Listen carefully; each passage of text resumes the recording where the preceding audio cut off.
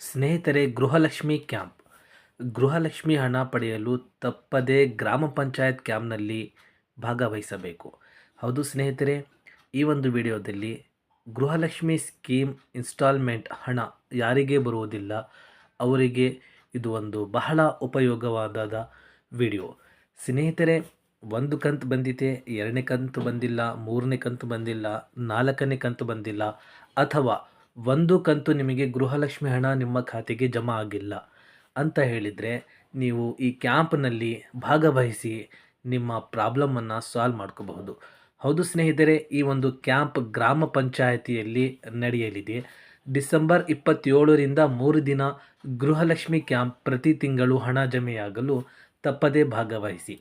ಸ್ನೇಹಿತರೆ, ನಿಮ್ಮ ಆ ಕ್ಯಾಂಪಿಗೆ ಭಾಗವಹಿಸಲು ನಿಮ್ಮ ದಾಖಲೆಗಳು, ನಿಮ್ಮ Aadhaar card, ration card, bank passbook